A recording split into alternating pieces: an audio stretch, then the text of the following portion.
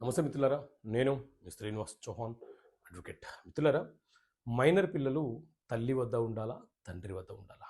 So మిత్రులారా, గుజరాత్ ప్రాంతంలో ఒక కేసులో జరిగినటువంటి సంఘటన ఏంటి అంటే Kinjal versus state of Gujarat అనే కేసు ఇది.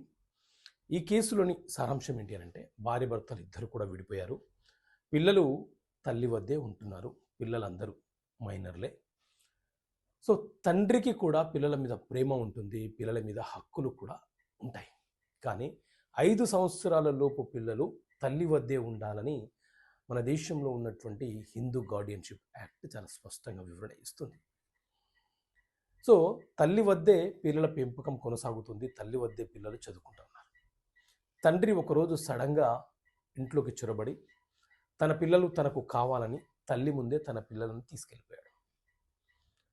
తన పిల్లలను తీసుకెళ్లాడని, అక్రమంగా నిర్బంధించాడని, తన పిల్లలు తనకు కావాలని చెప్పి ఆ తల్లి ఏం చేసింది అంటే హైకోర్టులో హేబియస్ కార్పస్ పిటిషన్ ఫైల్ చేసింది. సో దీని మీద విచారణ జరిపినటువంటి హైకోర్టు చాలా స్పష్టంగా తీర్పునివ్వడం జరిగింది. మైనర్ పిల్లలు, 5 సంవత్సరాల లోపు పిల్లలు, బాలురు లేదా బాలికలు ఎవరైతే ఉన్నారో బాధ్యత కలిగినటువంటి తల్లి ఉన్న సందర్భంలో ఆ మైనర్ పిల్లలు తల్లి వద్దే పెరుగుతారు. వాళ్ళకి తల్లే మొదటి గార్డియన్ అవుతుంది.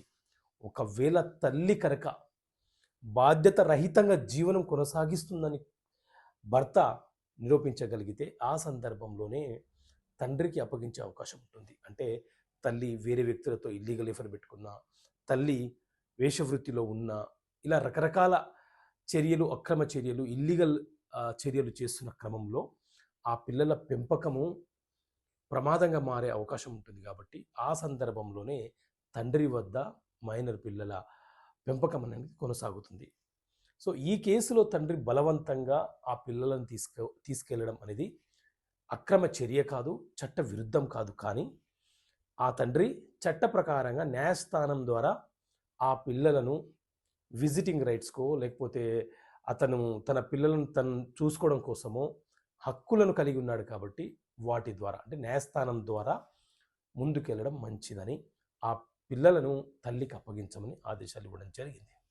సో మిత్రులారా, ఇలాంటి చట్టపరమైన అంశాలు మీకు తెలియపరచడం కోసం చట్టపరమైన సమస్యలకు పరిష్కారాలను పుస్తకం తీసుకొచ్చాము.